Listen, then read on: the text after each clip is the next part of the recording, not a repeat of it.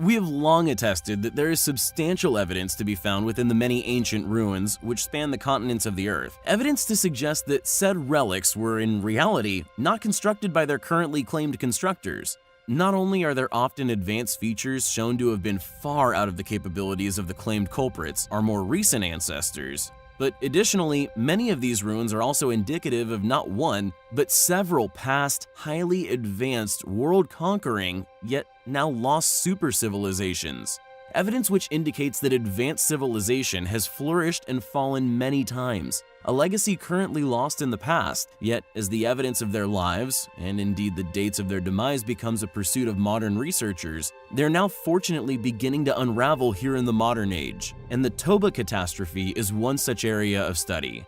One which we believe could strongly indicate the date of the end of one of these ancient civilizations. We've in the past covered the intriguing tablet once found within the now exposed super ruin, now all but consumed by the Guatemalan rainforest. Found at the well-known site of Tikal, this tablet depicts a cataclysmic event, a super volcanic eruption which is depicted as having been followed by a great deluge. The tablet has since been stolen, which merely adds to its past validity.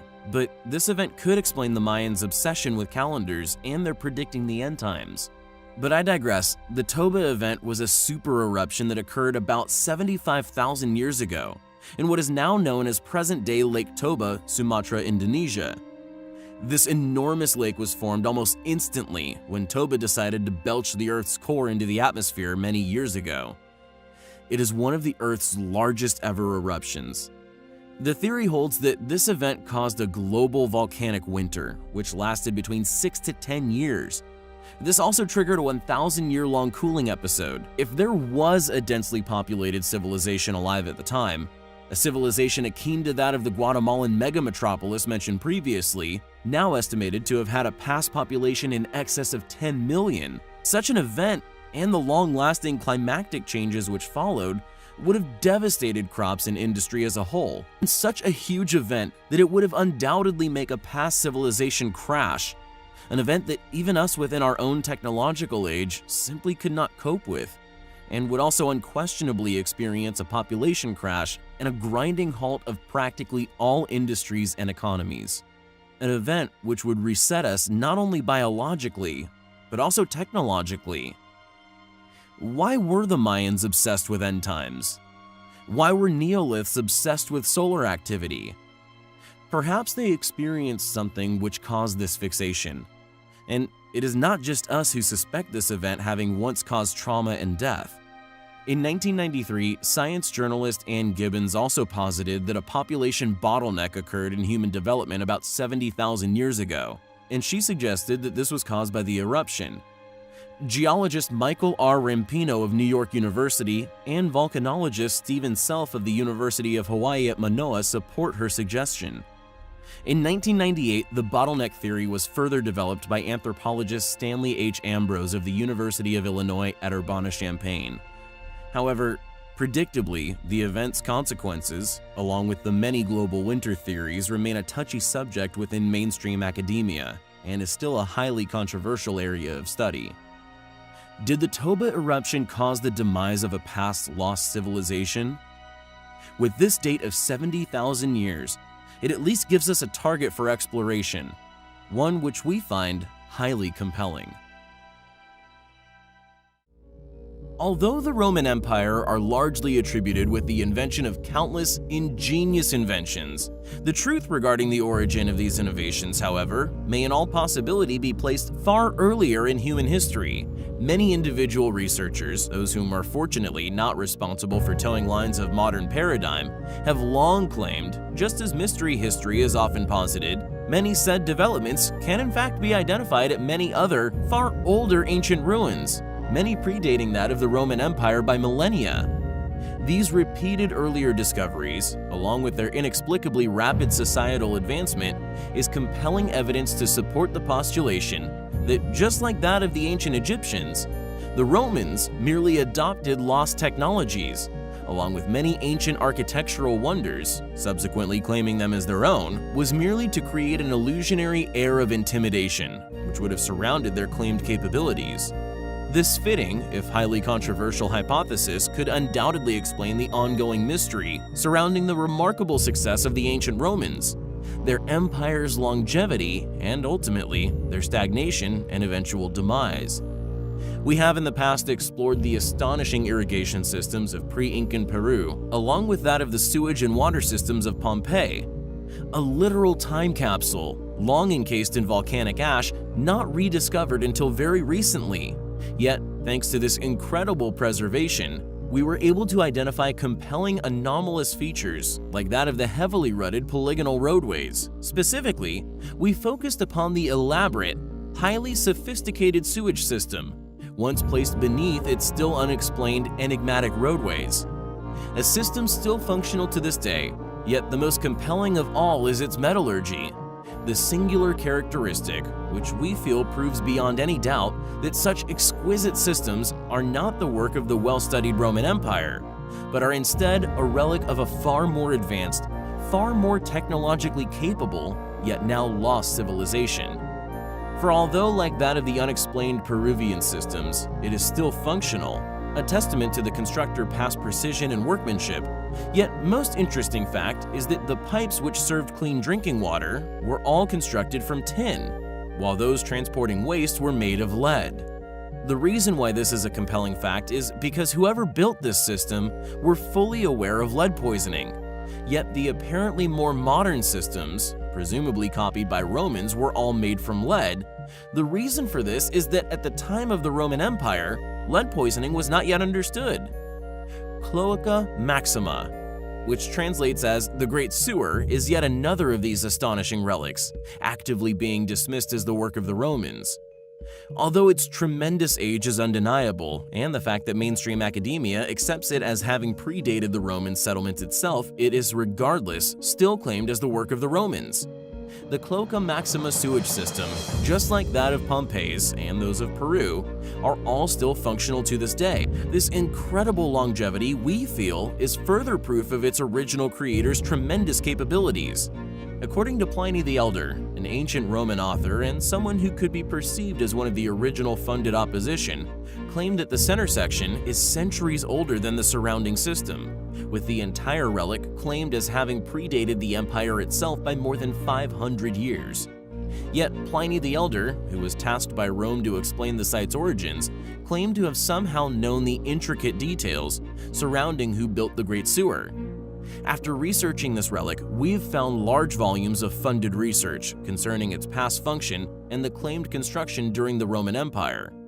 However, regardless of this claimed tale of events, the fact that this technology, this incredibly advanced structural technique, would have been in its infancy at the time it is currently claimed as having been made, yet is still in use today and has not needed any substantial modification for over 2,000 years.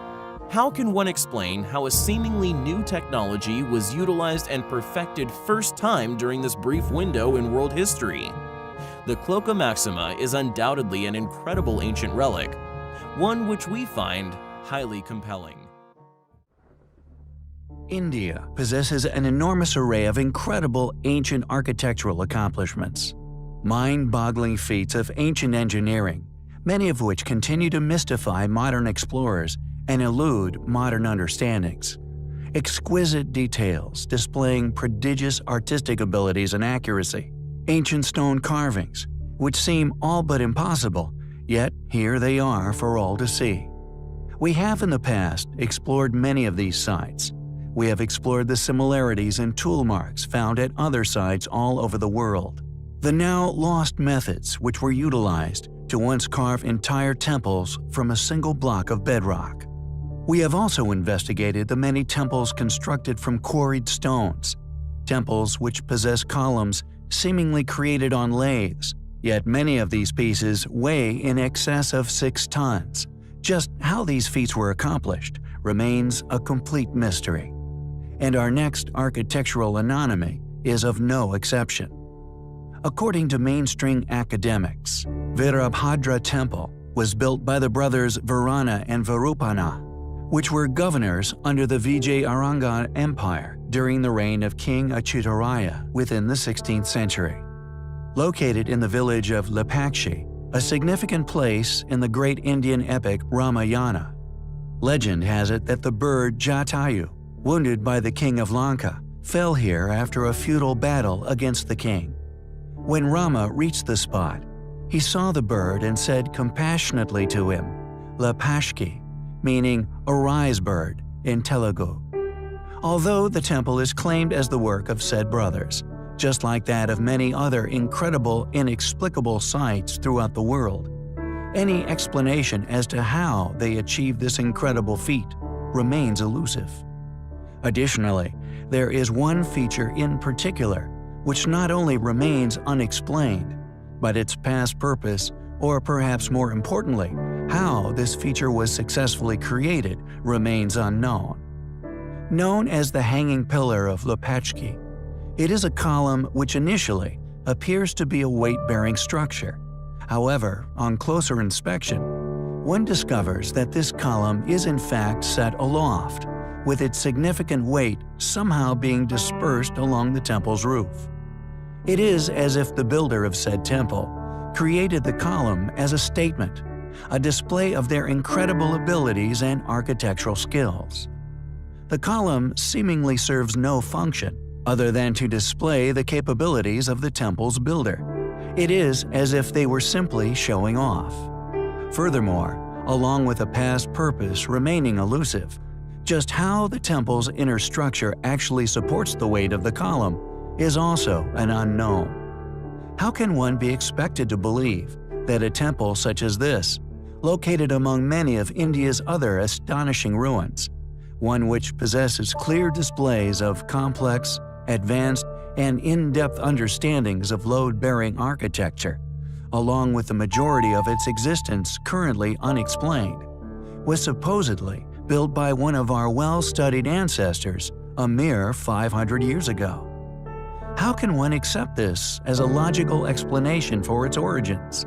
The Hanging Pillar of Lepachki is clearly an incredible work of ancient engineering, one that, although claimed as the work of known ancestors, remains largely unexplained. It is a temple which we find highly compelling. During our extensive research into the Neolithic Age, explorations into the countless Stone Age ruins, which can be found all over the world, a hypothesis began to form regarding their past possible identity. However, evidence continues to mount suggesting that this was incorrect.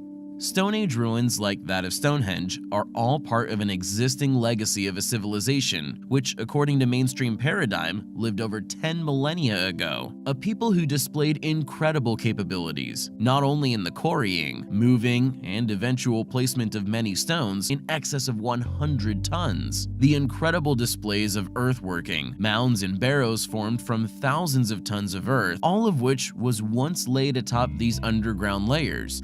All of these remarkable features are indicative of a group who were once bestowed with tremendous capabilities. Research provided by various specialist fields, alignments displaying a past, intimate knowledge of solar precessions, so complex, we have only very recently been able to fully understand just how astonishing their accuracy was. For Avebury within the UK holds Neolithic lunar alignments, found to be precise down to the 5th decimal. MH felt that due to the seemingly primitive nature of many Neolithic stone buildings that, although this ancient people clearly displayed incredible abilities, their structures on the surface, however, also appear not as advanced as many other enigmatic ancient builders. Due to this, we presented a thesis that the Neolithic people were a surviving fragments of a once far more capable, yet now lost civilization. We theorized that these groups, scattered across the earth, still possessed the knowledge to move said stones, yet had lost advanced technology. We have instead unearthed fitting historical details to support another, more intriguing theory. We found that many Neolithic sites, clearly constructed over extended periods of time, share uncanny similarities in their constructions to other ruins located on other continents, even displaying a somewhat deliberate, intended use of rough uncarved stones. And the Great Salbik Kurgan is no exception. An enormous Neolithic barrow found within modern-day Siberia. Although locally known as a kurgan, This barrow, just like that of the Flintstone-esque dolmens also found across the world, is virtually identical to New Grange, a winter solstice-aligned barrow we have previously discussed in several videos. Thus, with this mounting, collaborative evidence, MH's hypothesis of Neoliths, having once been surviving groups of a post-cataclysmic world, has all but been proven wrong, and they were instead the work of a once flourishing, globe-trotting civilization. It would appear that these ancient monuments were built by a once prospering, worldwide society, and just like that of the pyramids of Giza, ancient Peru, Lebanon, China, along with countless others, were all constructed by past world-conquering superpowers, who fortunately left their proverbial fingerprints all over their particular sites, with the so-claimed Neolithic Age now found to be no exception to this rule. Who were the Neoliths? How are we supposed to believe the claim that these astonishing structures were somehow created by people wielding nothing but flints and whom never made contact? How did this group align their monuments so accurately? And perhaps most important of all, what were these structures' original purposes? It is imperative that we continue to unravel that which has been successfully withheld from us for too long. It is a pursuit which we find highly compelling.